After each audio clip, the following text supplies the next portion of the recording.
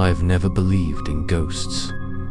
All the stories told on rainy nights, the rumors in the small neighborhood, or the yellowed diary entries found in old drawers, to me, were just ghost stories made up to scare children. But that night, when the clock on the table struck midnight, my worldview collapsed in an instant. I lived alone in the old house left by my parents. The road leading to the house was winding and dark, with only a few yellow streetlights. The whole neighborhood seemed to be fast asleep, except for the sound of the wind whistling through the cracks in the door and the chirping of insects. I was sitting at the wooden table, looking at old family photos. Among them, there was a photo of me and my younger brother, Michael, when we were children. The photo was taken in the summer, when we were smiling brightly, our eyes clear. I looked at it for a long time, because sometimes memories are the only things left. Michael died 5 years ago in a car accident. I remember clearly the day the bad news came. I remember my mother's sobbing. I remember my father's pale face, and I remember myself standing still, unable to believe the truth. Since then, the name Michael has always been a dull, aching wound. In my heart, that night, when I had just put the photo frame down, I heard a slight noise on the porch. At first, I thought it was just the wind. But then, the noise rang out again, as if someone had just placed something on the front door. My heart pounded, a feeling of unease crept in. I stepped out and opened the door. The night wind blew in, cold, carrying with it the familiar, musty smell of the garden. On the doorstep, there was an envelope. It was old and yellowed, as if someone had kept it for a long time. I bent down to pick it up. As soon as the light in the house shone on the envelope, my heart clenched. The sender clearly wrote a name that I had not heard in the past 5 years. Michael. I stood there, frozen, my hands trembling, my breath caught in my chest. I blinked several times, thinking I was hallucinating. But no, the handwriting was still there, the familiar, curving strokes, exactly like the way Michael used to write when he was in school. I remembered every stroke of my brother's handwriting, because I had seen him write so many times, and teased him that his handwriting was ugly and crooked. Yet now, it appeared on an envelope, sent directly to me, with the exact date, today. I slowly tore open the envelope. Inside was a sheet of white paper that had turned yellow, smelling of old paper. The handwriting appeared, trembling under the pale yellow light. "Brother, I know you won't believe me, but it's me, Michael. I can't rest. I need you to hear me. There are things in our family that you've never known, and I can't get out of here on my own." Cold sweat broke out on my forehead. I stared at each word, my heart pounding. This was no joke. No one could imitate this tone, the way Michael often wrote, the way he always called me brother.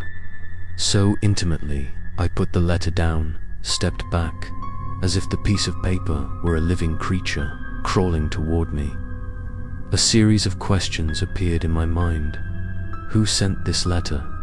Who could have written it, then left it on my doorstep in the middle of the night? Or, a more terrifying thought, was it really my brother trying to contact me from the dead? I took a deep breath, folded the letter, and decided to check. I looked around the porch, trying to find traces, but there was nothing but the wind blowing through the dry leaves. No footprints, no shadow, no other sound. Everything was quiet. Again, as if no one had ever passed by here. That whole night, I did not sleep. The image of the letter, the handwriting, and the haunting words kept appearing in my mind.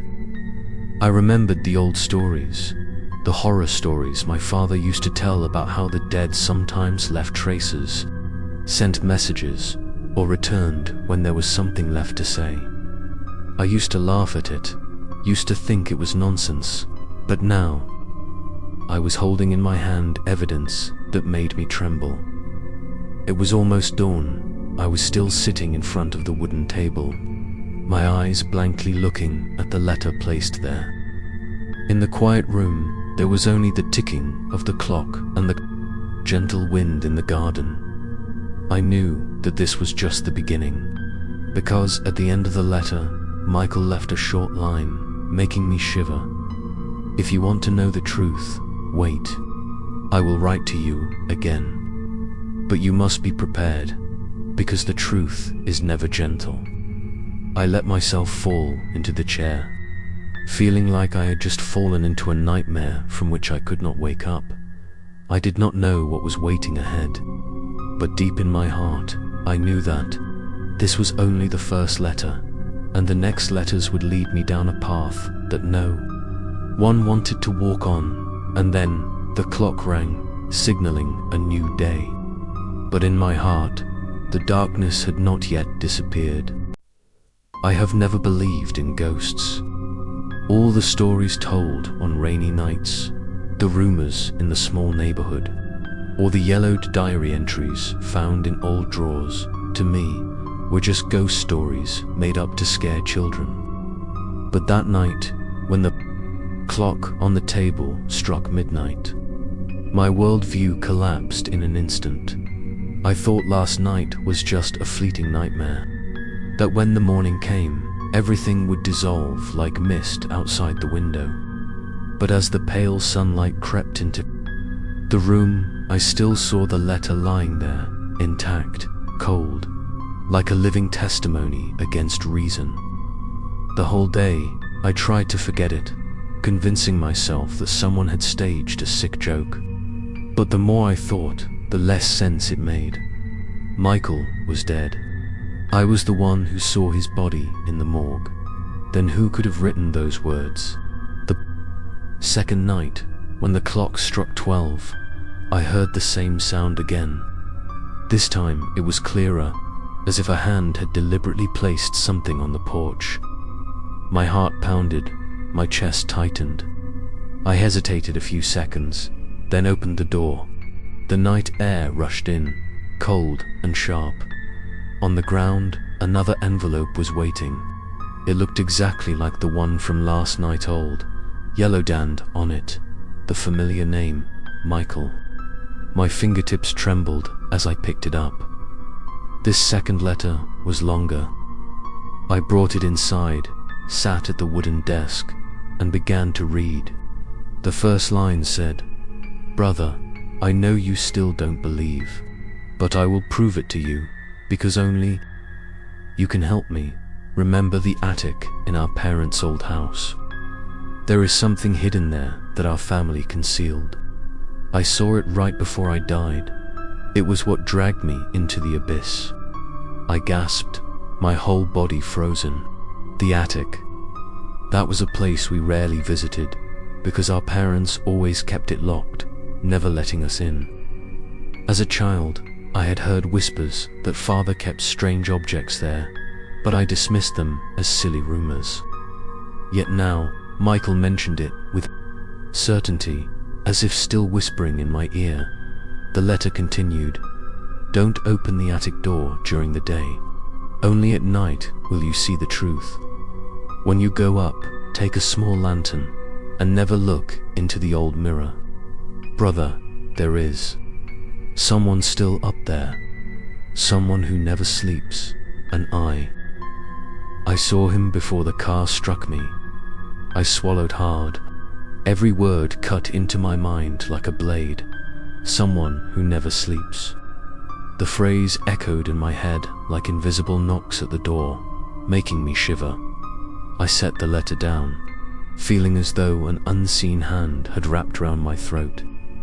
What was Michael hinting at? Had he encountered something in that forbidden attic before he died? I recalled the night of his accident. He left the house late, his face pale, And then the tragedy happened. The police called it an accident. Believed them, never doubting it. But now, these words revealed a darker truth. Could it be that he had seen something in that attic? I couldn't sleep. All night, I sat staring at the letter. Outside, the wind howled through the cracks. At times, I thought I heard footsteps on the roof, light but steady. I stepped out, looking up, but the sky was a mass of dark clouds. Back, inside, under the dim light, the words on the letters seemed to twist and shift into Michael's face, his empty eyes staring at me. I rubbed my eyes, but the image stayed burned in my mind. The next morning, I had no strength left to work. My head spun with Michael's words. I searched through Father's old wooden box until I found the key to the attic. Cold metal pressed against my fingers, and my heart raced. I knew I couldn't avoid it forever. If what Michael said was true, the secret was inside this house, waiting for me. The attic door would not just reveal a dusty room, but open the way to horror stories I had never dared to imagine. That night, I sat waiting. The key lay on the table beside the letter. The whole house was so silent that I could hear the ticking of the clock. Near midnight, I suddenly heard creaks above Measlow, deliberate footsteps crossing the attic floor. I held my breath, listening. The steps stopped right above me. Goosebumps covered my skin. For a moment, I imagined a figure standing up there in the dark, waiting. When the clock struck 12, another sound came. Not the soft drop of an envelope this time, but gentle knocks on the attic door. 3 knocks, deep and hollow, like an invitation from the dark. My legs went numb, yet something pushed me forward. I took the key, staring up at the ceiling, where the attic door remained closed. The secret was waiting. I drew in a shaky breath, clutching the key. Part of me wanted to run, to burn the letters, to pretend nothing had ever happened. But another part whispered that only by opening that door could I learn the truth about Michael's death. And then, from deep within my mind, I heard his voice clear, familiar, as if standing right behind me. "Brother, it's time." I turned sharply, but there was only emptiness behind me. My throat went dry. Above, the attic door remained still. Then 3 knocks echoed again, louder this time. I knew I could not delay any longer. Tonight, I would open the attic to uncover the secret hidden for so many years. I have never believed in ghosts. All the stories told on rainy nights, the rumors in the small neighborhood, or the yellowed diary entries found in old drawers, to me, were just ghost stories made up to scare children. But that night, when the clock on the table struck midnight, my worldview collapsed in an instant. Asterisk, I stared at the ceiling, at the small wooden hatch that led to the attic, as though it were an eye staring back at me. The knocks had ceased, leaving behind a silence that was somehow heavier than the sound itself. The key in my hand felt colder than ever, as if it had been left in ice. My pulse hammered in my ears. All my life I had avoided the attic. My father had locked it tight, warning me and Michael never to go near it. But Michael's letter had changed everything. If he had seen something up there on the night he died, then the truth was waiting above me, shrouded in dust and shadows. The old wooden ladder creaked as I pulled it down. The sound echoed through the still house like a groan of something ancient. For a moment, I stood frozen at the bottom, the lamp in one hand, the key in the other. My reflection quivered in the glass of the lamp, pale and drawn. I thought of Michael, his smile, his voice, the way he used to call my name. Then I thought of his last letter, of his warning, Someone up there never sleeps. My throat tightened, but I forced myself upward. Each step moaned beneath my weight. At the top, the hatch loomed before me, its iron lock rusted, the wood scarred with age. I slipped the key into the lock. It resisted at first, as though reluctant to give up its secrets, then turned with a grinding click that made my skin crawl. The door swung open with a groan, and a breath of air drifted out. It was cold, dry, and smelled of dust, wood, and something else, something metallic, sharp, like the faint trace of old blood. I raised the lamp and peered inside. Shadows stretched across the beams, cobwebs drooped like curtains, and the floor was blanketed in decades of dust. I pulled myself up, stepping onto the attic floor. The wood groaned beneath me, and the air seemed to thicken, heavy with a silence that pressed against my ears.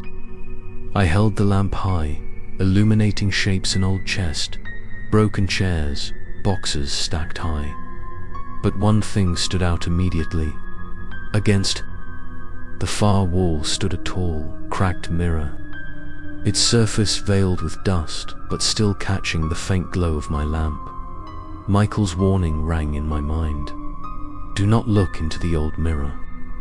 I tried to avert my gaze, but it was impossible not to. Feel its pull. The glass shimmered faintly, almost like water in the lamplight. I forced my eyes away, focusing instead on the boxes near the center of the room. I knelt and opened one. Inside were old photographs, brittle with age. Some were of my parents, in their youth, but others were strange faces I didn't recognize. Families I had never met. One photograph made my hands tremble. It was of Michael and me as children, standing in this very attic, though neither of us had ever been allowed up here. The image was faded, but unmistakable. Michael was holding something in his hands, though the picture had deteriorated too. Much to see what it was. My heart pounded, bile rising in my throat.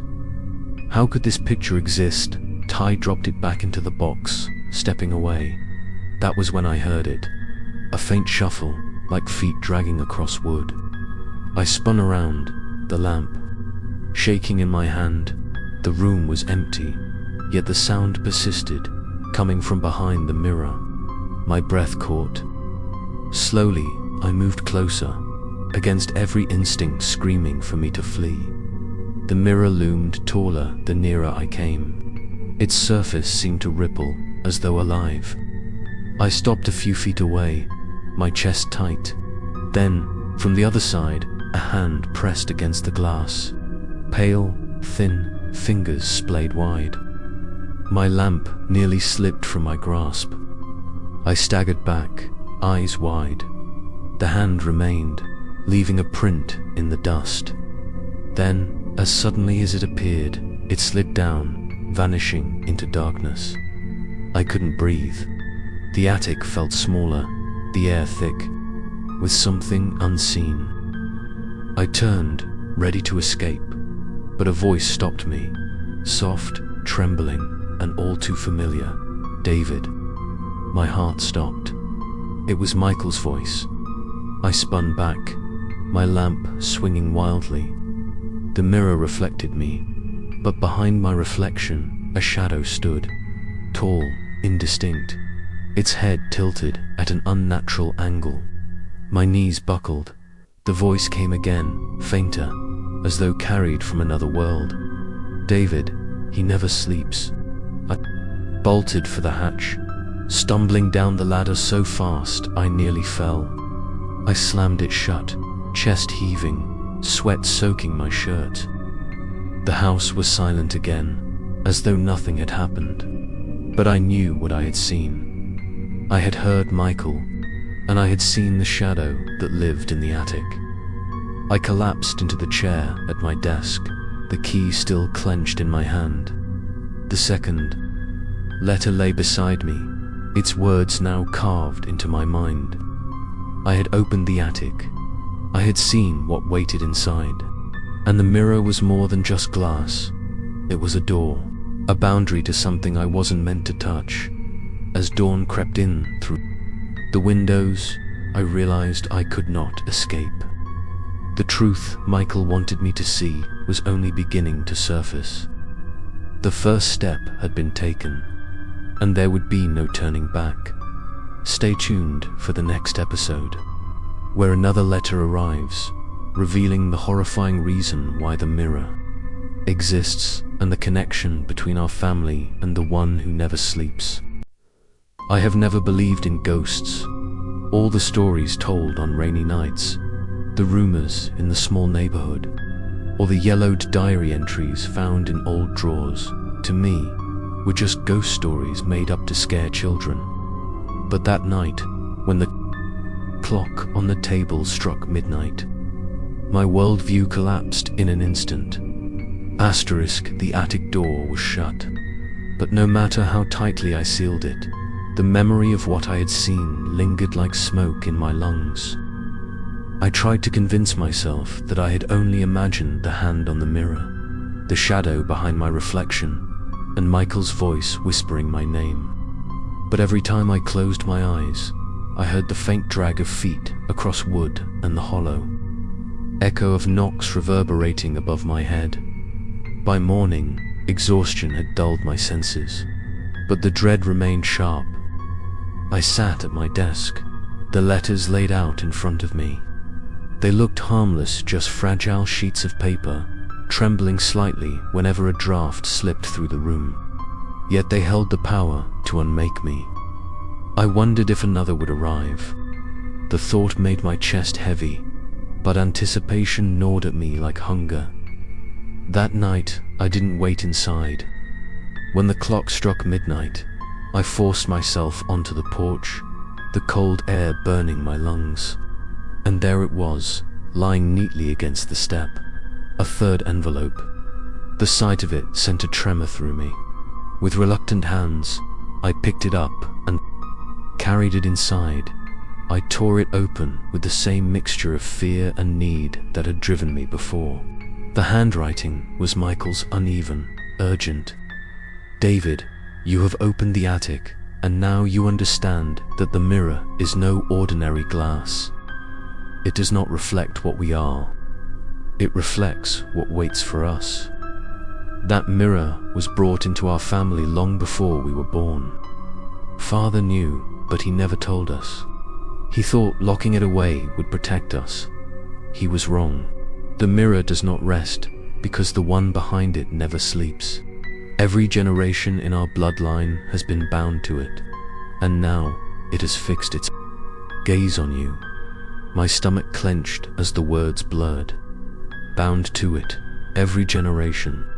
I thought of my father's stern face, the way he avoided questions about the attic. I thought of my mother's nervous glances whenever we mentioned the locked door. They had known something. They had carried this secret, and now it had been passed to me like a curse. The letter continued. "I saw him, David, that night, before the accident. I saw him in the mirror.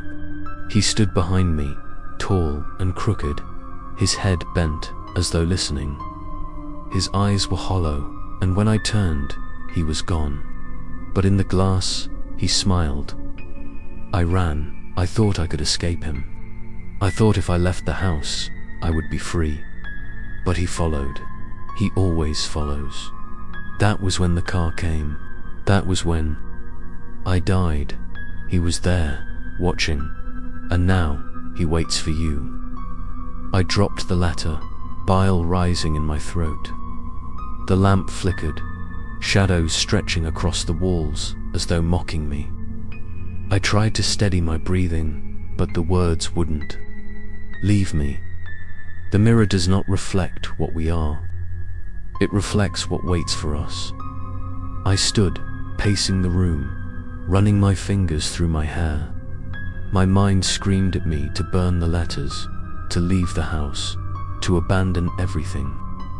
but another part of me clung to them, desperate to uncover more. I had to know why this was happening, why Michael had been chosen first, and why it was now my turn. Hours passed before I found myself back beneath the attic door, staring up. My hand twitched, wanting to pull down the ladder again. But then the whisper returned, soft, close, and unmistakably Michael's. "Don't go back yet, David, not alone." My knees weakened. The air around me grew icy, though no window was open. I stumbled back into the living room, gripping the third letter so tightly it crumpled in my fist. I sat there until dawn, shaking, waiting for the light to break through. Even in daylight, the house felt darker. The walls seemed to lean closer, the ceiling heavier, as though the mirror's presence above was pressing down on me. By evening, I unfolded the letter once more, forcing myself to read the last few lines. "David, the mirror is not a window, it is a door. It opens when it chooses, and when it opens, he comes closer. Do not let him step through. Whatever you do, never let him out. But know this, he already knows your name." The words burned in my mind. Not a window, a door. The shadow I had seen was not trapped, it was waiting, and now it knew me. That night, I did not sleep. I sat at the desk with the lamp burning low, the letter beside me, and the silence pressing in on all sides. I could feel him just beyond, the glass above me, leaning forward, waiting for me to look again. Stay tuned for the next episode, where David learns why the mirror was brought into the family and the true cost of the curse passed down through blood. I have never believed in ghosts. All the stories told on rainy nights, the rumors in the small neighborhood, or the yellowed diary entries found in old drawers, to me, were just ghost stories made up to scare children. But that night, when the clock on the table struck midnight, my worldview collapsed in an instant. I spent the entire next day wandering the halls of the house, like a man lost inside a labyrinth built from shadows. The third letter had torn away any remaining illusions I had. Michael was not only reaching out to me, he was telling me that what had happened to him was not an accident. The mirror was tied to us, to our family. It had been here long before. We were born, waiting in silence, like a predator crouched in the dark. I found myself staring at the old family portraits that hung crookedly on the walls. My father in his youth, rigid and stern. My grandfather, with hollow eyes that seemed to follow me no matter where I moved. I had never paid them much attention before, but now I noticed something that made my stomach clench. In nearly every portrait in the background, faint and half hidden, was the shape of a tall, shadowed figure. At first I thought it was a trick of light, but the more I looked, the more undeniable it became. A shape too deliberate, always near a window, always close to a mirror. The house seemed to breathe with me as I walked. The floorboards sighed, the walls settled, and from above, I heard the occasional groan of the attic beams. The knowledge of the mirror's presence weighed on me. I tried to distract myself by searching through old drawers and boxes, desperate for proof. By afternoon, I discovered a leather-bound journal tucked deep in my father's desk. Its pages were brittle, filled with cramped handwriting. I read until the words blurred. Father had known. He wrote of the mirror as though it were alive. "The glass is not ours," one entry said. It was given to my father by a man who claimed it was older than any church or grave. It watches. It learns the names of those who see it. It does not let go. My wife does not know. My sons must never know. To tell them would be to doom them. My hands shook as I read those lines. We had been doomed anyway. Michael had looked. I had looked. The more I turned the pages, the worse it became. One entry spoke of dreams, visions, of a tall, crooked figure standing at the foot of his bed. Another described whispers in the dark, calling his name. My father had lived with the same terror I now faced. Yet he had chosen silence, leaving us blind to inherit the same curse that night. As I sat by the desk with the journal open before me, the fourth letter arrived. I knew it before I even heard the sound outside. My body recognized the pattern, the way the night grew still, the way the air seemed to shift. When I opened the door, the envelope lay there, waiting inside. Michael's words were more frantic than before. David, you've begun to see what I saw. The mirror has been with us for generations.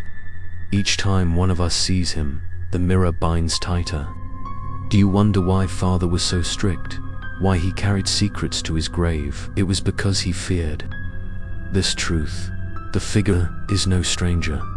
He is the one who holds the chain of our bloodline. They call him the Watcher. He has never left. He will never sleep. And now, David, he knows you. The name burned into my mind. The Watcher. My throat went dry as I whispered it aloud. The lamp flickered, and in the silence of the house, I thought I heard something creak above me in the attic. I refused to look up. Michael's letter ended with one last warning.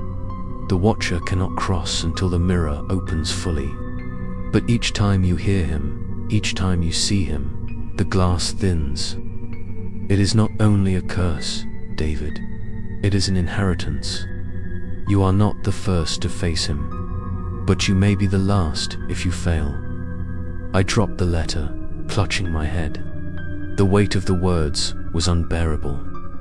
I wanted to scream, to tear the mirror from the attic wall and smash it to pieces. But the memory of Michael's voice stopped me. Don't let him out. That night I dreamed of the portraits again. The Watcher stood closer in each frame, his head tilted, his eyes nothing but hollow pits. When I awoke, my body was drenched in sweat, and I could swear I heard a voice calling from the attic hatch. Not Michael's this time, lower, deeper, drawn out like someone savoring my name. I could not run. The letters made sure of that. The truth had woven itself around me like chains, binding me as tightly as it had bound Michael. I knew another letter would come, and with it, another step closer to the mirror opening. Stay tuned for the next episode, where David discovers the origins of the Watcher and the horrifying truth about what he demands from the bloodline. I have never believed in ghosts. All the stories told on rainy nights, the rumors in the small neighborhood, or the yellowed diary entries found in old drawers, to me, were just ghost stories made up to scare children. But that night, when the clock on the table struck midnight, my worldview collapsed in an instant. The days blurred into nights, and every hour I spent in the house felt like a test of endurance. The letters had given me knowledge, but knowledge was no comfort when every shadow seemed alive. My father's journal remained open on the desk, its brittle pages describing how the mirror had haunted him, how it had taken something from every generation before us. Yet, no matter how much I read, I knew I was only scratching the surface. It was the silence that pressed hardest against me. During the day, the house was still, but at night, it came alive. The knocks above my head were no longer occasional. They grew steady, rhythmic, like a heartbeat pulsing through the ceiling. The air would chill without reason. The lamp would flicker, and sometimes, just before I fell into uneasy sleep, I heard breathing that did not belong to me. On the third Night after Michael's last letter, I heard something new. A voice. It was not Michael's gentle whisper anymore, but deeper, drawn out, heavy with patience. David. My name echoed through the house, as though spoken from the attic itself. I froze in bed, my body rigid. I wanted to believe it was a dream, but the sound was too clear, too deliberate. I sat up, heart pounding, staring at the ceiling. The mirror was above me, hidden behind wood and dust, but the presence seeped through like water through cracks. I forced myself to whisper back, "What do you want?" Silence followed, stretching so long I thought I had imagined it.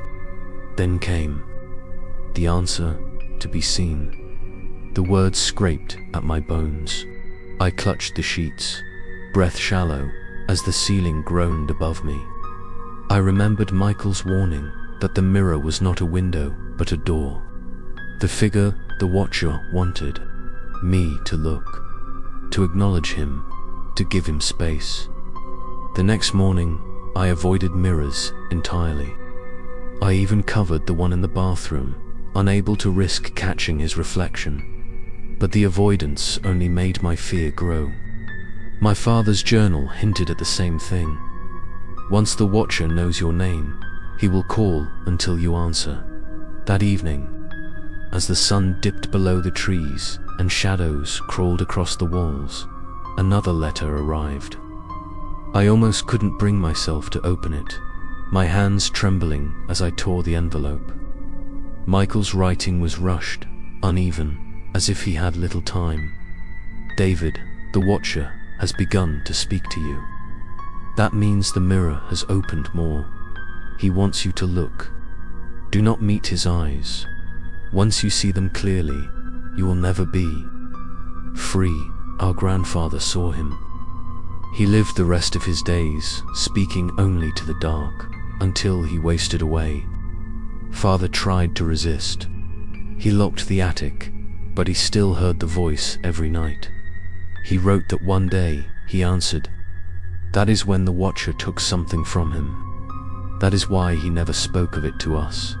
He feared the same for us. Now, it is your turn. My chest tightened as I read the last lines. He will not stop.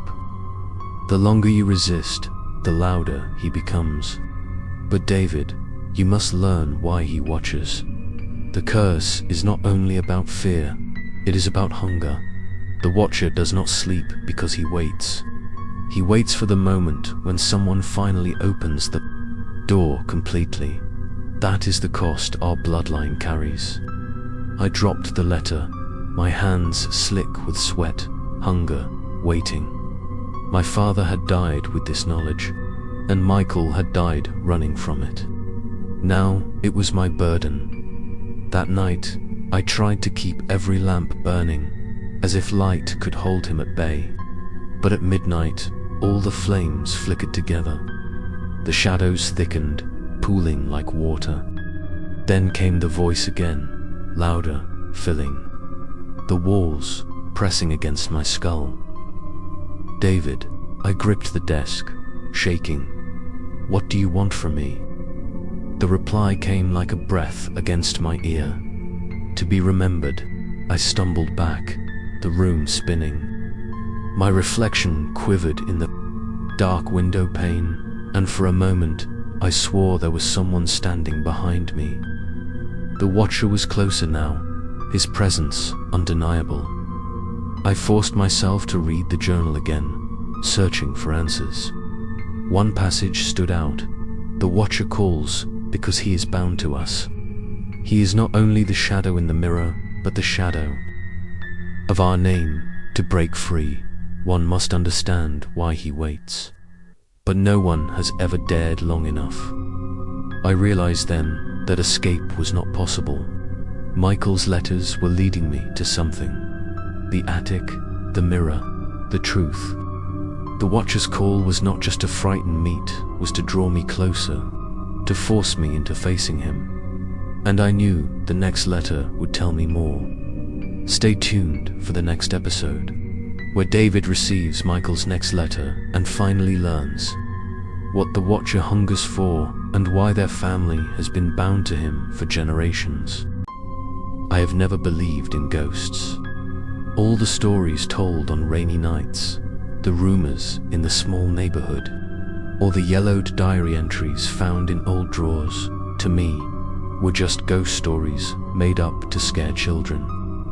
But that night, when the clock on the table struck midnight, my worldview collapsed in an instant.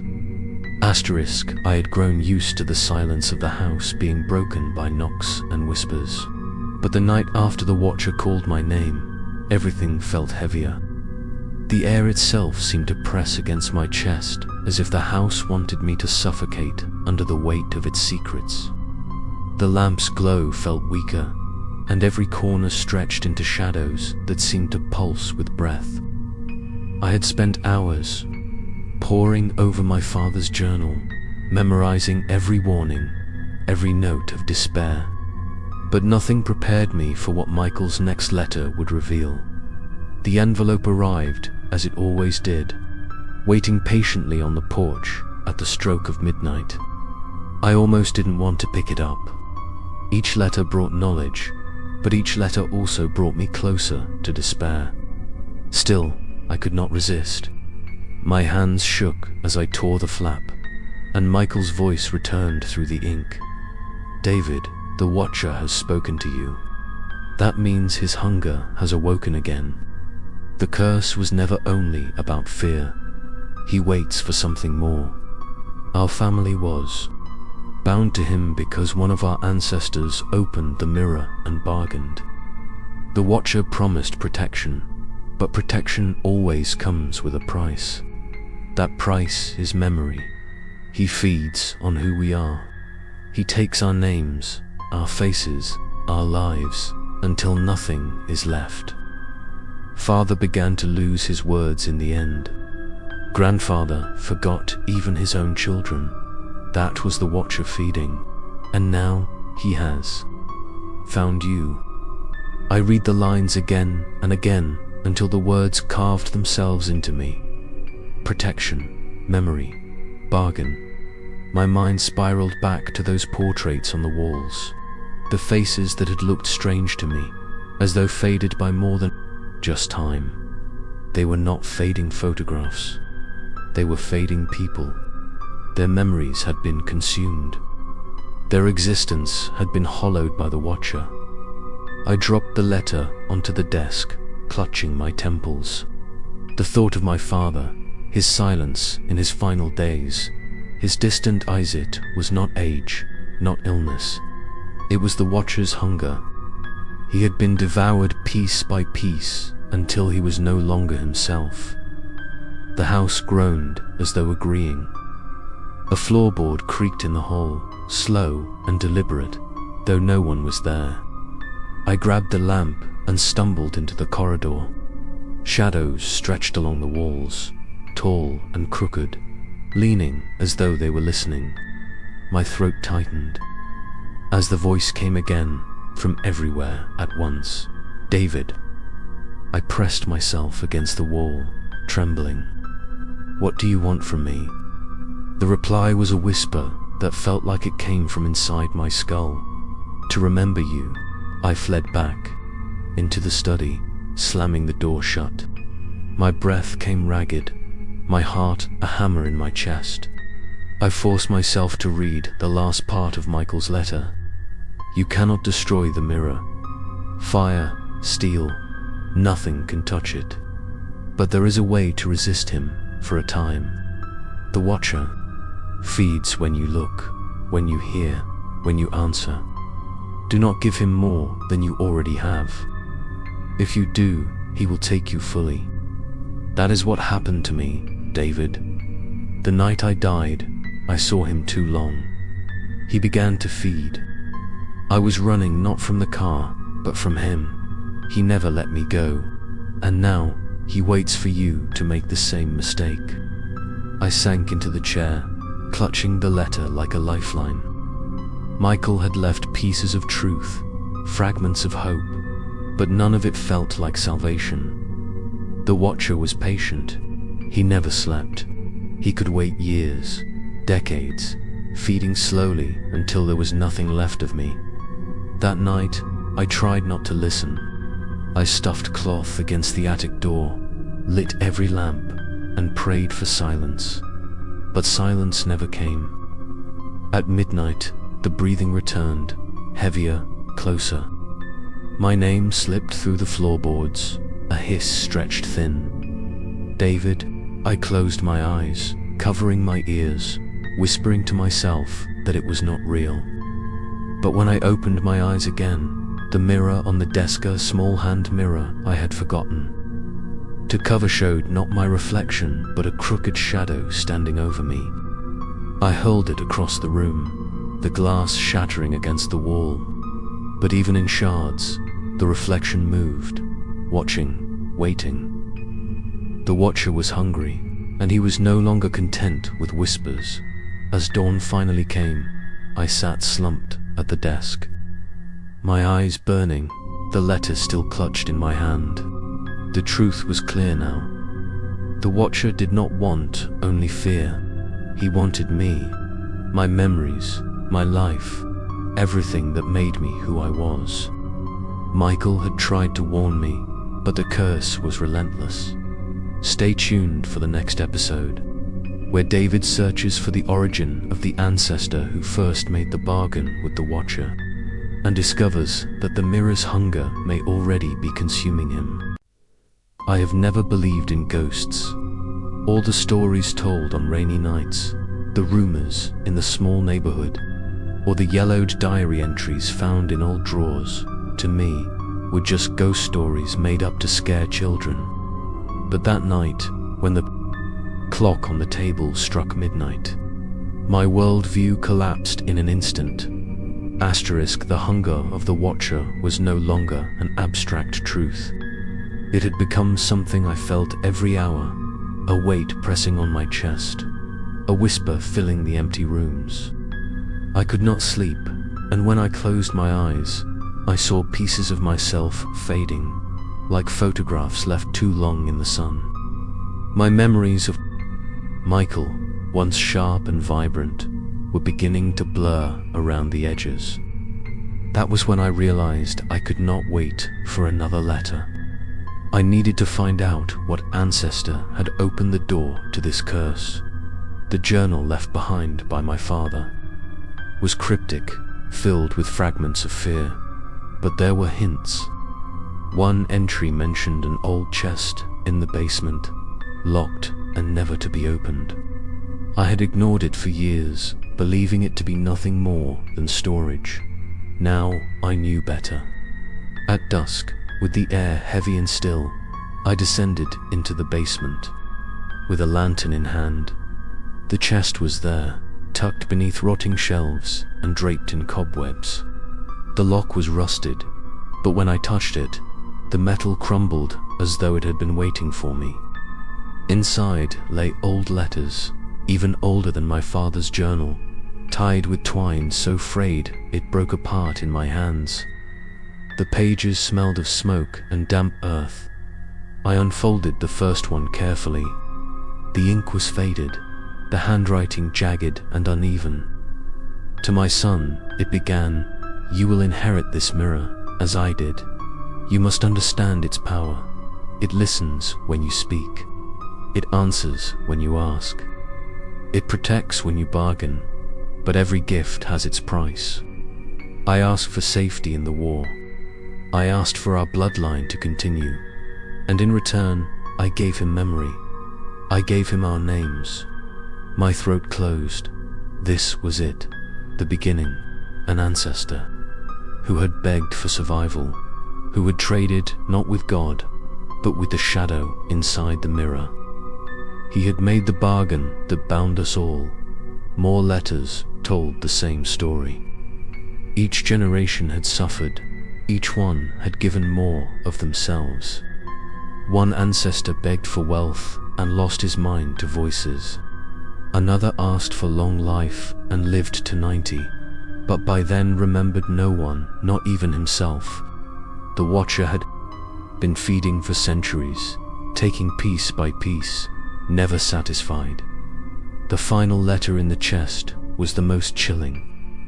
I see him now as I write this. He waits by the glass, his head bent, his eyes empty. He tells me he will never sleep, that as long as our name is spoken, he will follow. Do not open the door.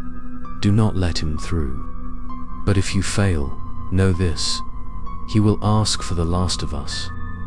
He will ask to step into the world. I dropped the page, my hands trembling. The lantern flickered violently, as if the words themselves had drawn his presence nearer. I shoved the letters back into the chest and stumbled upstairs, my breath ragged. That night, I did not have to wait for the watcher's voice. It came as soon as the house grew dark. "David," it whispered, deeper now, resonant, almost pleased. "I remember you."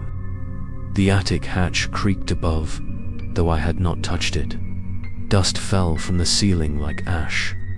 I backed away, pressing myself into the wall, shaking my head. "No," I muttered. "You can't have me."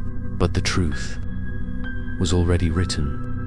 The ancestors' bargain had chained me as surely as it had chained Michael, as surely as it had chained my father before me. And the Watcher was patient.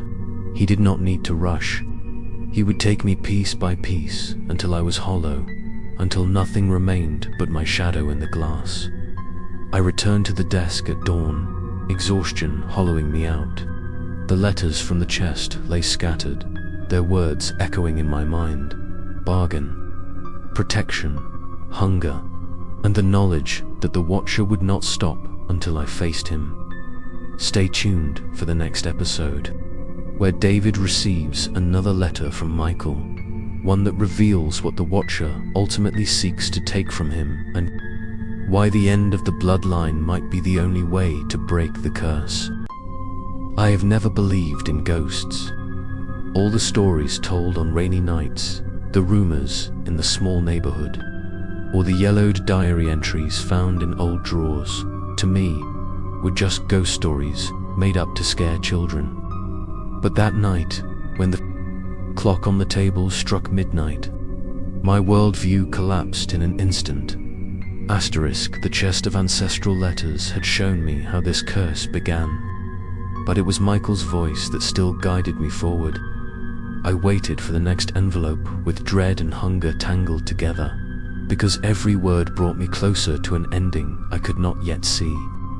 When midnight came, the porch was silent for a few moments longer than usual, as though the night itself hesitated. Then I heard the faint scrape of paper against wood. Another envelope. I picked it up with hands that no longer trembled from fear, but from inevitability. The letters had become as much a part of me as my own thoughts. I carried it inside, sat at the desk, and opened it beneath the dim glow of the lamp. "David," it began, "you now know what I discovered too late. The Watcher does not only feed on memory. That is only the beginning. What he truly seeks, what he has always waited for, is identity itself. Once he has fed enough, he no longer wants to remember you. He wants to become you. That is why the mirror exists. It is not just a door. It is a replacement. Each generation he grows stronger, shaping himself with the pieces he consumes. One day, if he succeeds, he will step through not as the Watcher, but as the last of our bloodline. My blood ran cold. I stared at the words, my throat tightening. To become me, that was the endgame of the curse. The Watcher was not content with fading photographs and stolen names. He wanted to wear me like a mask, to walk where I walked, to speak with my voice. Michael's warning struck like thunder. The letter continued. "I felt it, David, on the night of my death. When he smiled in the mirror, I realized it was my smile he had stolen. When I turned away, I felt his presence behind me, trying to move my hands as though they were his. That is why I ran. I was not running from the accident. I was running from him. The crash only finished what he had already begun. I dropped the page, bile rising in my throat. My own reflection in the darkened window made me recoil. Was it mine, or was it already beginning to shift into something else? The Watcher had been feeding, watching, waiting. Perhaps he already knew how I looked, how I sounded. Perhaps he was rehearsing in the shadows. The house groaned. The attic hatch creaked, dust sifting down in a faint stream. I pressed my hands against my ears, but the voice seeped through anyway. David, a pause. I can be you. I stumbled back, knocking over the lamp, plunging the room into flickering half-darkness. The mirror shards from the night before still lay scattered across the floor. In them, I saw not one reflection, but two. One was mine. The other lingered, just behind, taller, crooked, head bent in that same impossible angle. I tried to steady my breath, to remind myself that these were only fragments of glass, but then the second reflection raised its hand. I had not moved. The shard cut my palm as I dropped it, blood smearing the floorboards. I scrambled to relight the lamp, clutching Michael's letter with my bleeding hand. The words at the bottom seemed to blur, but I forced myself to read. David, if he takes you, it ends. He will no longer be bound to the mirror. He will no longer whisper through glass. He will walk. That is the final price. That is why he waits for you, the last of us. If you fall, the Watcher becomes flesh. The lamp's flame steadied, and I sank into the chair, chest heaving. I could feel the house pressing closer, the mirror above me breathing with anticipation. Michael's words carved themselves into my bones. If he takes me, it ends. The night stretched on, and I sat with the letter crumpled in my hand, staring at the ceiling. The mirror was no longer just an object. It was a mouth, and I was what it wanted to swallow. Stay tuned for the next episode, where David must decide whether to face the Watcher in the attic, or find a way to end the bloodline curse before it consumes him completely. I have never believed in ghosts. All the stories told on rainy nights, the rumors in the small neighborhood, or the yellowed diary entries found in old drawers, to me, were just ghost stories made up to scare children. But that night, when the clock on the table struck midnight, my worldview collapsed in an instant. The revelation from Michael's letter gnawed at me long after the ink had dried on the page. The Watcher's hunger was not only for memory, not only for fragments of who I was. He wanted me entire. He wanted to walk in my skin, to carry my name, to step through the mirror into this world and never leave again. And if Michael's words were true, I was the last barrier between him and freedom. I did not sleep that night. The air in the house was too heavy. Every shadow seemed to shift when I looked away, and the sound of breathing that was not mine lingered just beyond the attic door. I covered every reflective surface, even the glass of picture frames, but still I felt his eyes on me. The Watcher did not need mirrors to remind me he was near. He was in the walls, in the floorboards, in the rhythm of my own pulse. By morning, I could barely stand from exhaustion. My reflection in the sink looked pale, unfamiliar, as if pieces of me had already been taken. I whispered to the glass, asking if I was still David, or if I was already becoming something else. The silence gave no answer, but the silence itself was heavier than words. That evening, as I expected, another envelope came. The ink was darker, the handwriting more frantic than before. David, it read, "You cannot run. I tried, and the Watcher followed. You cannot resist forever, because hunger does not fade." You have only two choices. Face him or end the bloodline. If he takes you, the mirror opens and he becomes flesh. If you end the bloodline, the mirror starves and he returns to sleep. I did not have the strength to choose, but you must. The words blurred as I read them again and again. Two choices. Face him or end it all. My stomach turned at the meaning of those final words. To end the bloodline meant to end myself. To sacrifice my life before the Watcher could claim it. Death by my own hand, or life in the grip of something that had waited for centuries. The house groaned above me, as though it knew I had read the truth. The attic door rattled once, dust spilling down in a thin stream. I stared upward, my hands cold. The Watcher had heard the choice as well, and he was eager. That night, the voice returned, stronger than ever. David, it whispered, stretching through the floorboards, winding itself around me like chains. Let me in. I can be you. You don't have to fight anymore. I covered my ears, but the sound grew louder, vibrating in my bones. I felt my body sway, as if drawn toward the attic ladder. My legs trembled, each step heavier than the last, until I stood beneath the hatch with the key in my hand again. My father's journal lay open on the desk behind me, the last words I had read screaming in my mind. Do not let him out. But Michael's letter was louder now, burned into my chest. You must choose. I pressed my forehead to the wood of the attic door, listening. The silence on the other side was worse than any whisper. I knew he was waiting just beyond the mirror, head tilted, smile stretched wide, ready to step forward as soon as I allowed it. My hand shook violently as I raised the key. The moment before, the metal touched the lock. I saw my reflection in the lantern glass, but it wasn't mine.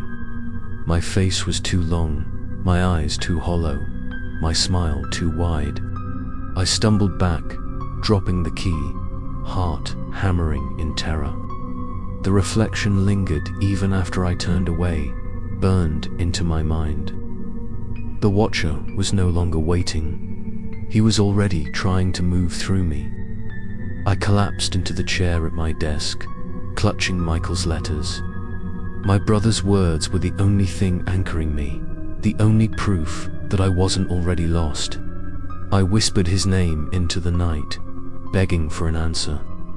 For the first time in days, his voice came faint and weak but unmistakable. David, don't let him be me. Don't let him be you. Tears blurred my vision. Michael was fading, his memory devoured by the Watcher's hunger, but still he reached for me. Still he fought, and now it was my turn. I stared at the attic door, the key lying in the dust, the weight of my family's curse pressing down on me. Two choices, both unbearable, yet one had to be made. Stay tuned for the next episode, where David finally confronts the Watcher, face to face, and learns whether sacrifice or defiance is the only way to end the curse. I have never believed in ghosts. All the stories told on rainy nights, the rumors in the small neighborhood, or the yellowed diary entries found in old drawers, to me, were just ghost stories made up to scare children. But that night, when the clock on the table struck midnight, my worldview collapsed in an instant. Asterisk, the key lay in the dust at my feet, and the attic door above me groaned with every whisper of wind. I had spent days running from the truth, burying mirrors beneath sheets and covering glass with cloth, but it was useless.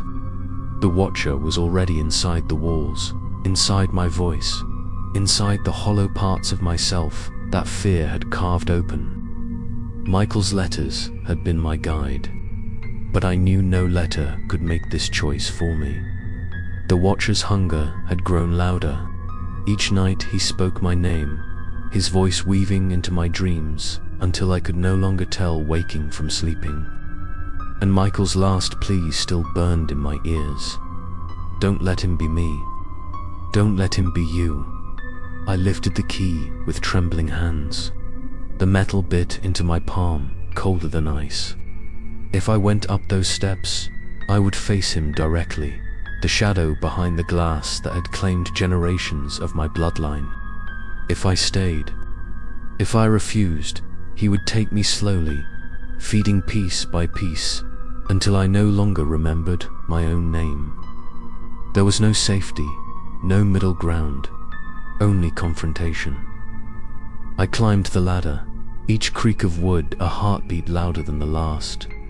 When I reached the hatch, the silence on the other side felt like a held breath. I pushed the key into the lock, twisted, and the door released with a scream of rusted hinges. The attic was waiting. The air was stale, heavy, as though it had not been disturbed for centuries. My lantern cast weak circles of light across the floor. The cracked mirror loomed at the far wall, taller than me, its surface quivering faintly like water. Dust swirled in patterns that looked almost deliberate, as if invisible hands were already moving. I stepped closer, my breath shallow, my heart a hammer in my chest. My reflection wavered, distorted, but not alone. Behind me, the Watcher stood, tall, crooked, his head bent at the same terrible angle I had seen in fragments. The more I stared, the more he resembled my eyes, my mouth, my shoulders stolen and reshaped into something wrong. David, the voice came, not from the air, but from the glass itself. I can be you. You don't have to be afraid anymore. I clenched my fists, whispering into the shadows. You cannot have me. The figure tilted its head, and the mirror rippled. The attic groaned, the boards beneath me buckling as if resisting something vast. My reflection moved on its own, smiling, when I did not. For a moment, I felt my arms rise without my command, the Watcher testing his grasp. Michael's voice broke through then, faint but urgent, echoing from the torn letters in my pocket. David, remember who you are. Hold to it. He cannot take what you refuse to give. I gritted my teeth, forcing my limbs back under my control. I raised the lantern higher, the flame trembling. The Watcher's face grew clearer, his hollow eyes now filled with stolen fragments of mine. He was waiting for my weakness, waiting for me to give him permission, even unknowingly. The mirror pulsed. My reflection stretched, arms reaching outward, as if ready to step through. The glass thinned, its surface warping until it looked like a doorway of water. The Watcher leaned forward, his smile too wide, his voice booming in my skull. Let me in, David. I will be you, I will walk, and you will rest. My knees threatened to buckle, but Michael's final words steadied me. I knew now what the curse demanded, and what it would take to end it. Not surrender, not silence, resistance. I lifted the lantern high, its flame burning brighter as air rushed in. I shouted into the mirror, voice raw. You cannot have me. You cannot have Michael. You will never be us. The attic roared as though the house itself rebelled. The mirror cracked, a jagged line splitting the surface. The Watcher's scream was not a sound, but a vibration in my bones, shaking me to my core. His reflection clawed at the glass, but the cracks spread, webbing outward like lightning. The lantern shattered in my hand, fire licking across the floor. Flames caught the dust and wood, rising fast, filling the attic with smoke. I stumbled back, coughing, as the mirror splintered again and again. Through the cracks, I saw the Watcher's face distort. No longer mine, no longer anyone's, but something ancient and starved. The final shatter came with a sound like thunder. The mirror exploded into shards, scattering across the attic floor. For an instant, every piece reflected a different face: my father, my grandfather, Michael, and finally me, before they went dark. The watcher's voice faded into silence. For the first time in weeks, the house was still. I fell to my knees, choking on smoke. The letters of Michael clutched to my chest. Flames consumed the attic, then the walls, then everything. But I did not move. For the first time, I felt free. As the fire spread, I heard Michael's voice one last time, gentle now, unburdened. "Thank you, David." The floor gave way beneath me, and the world went dark.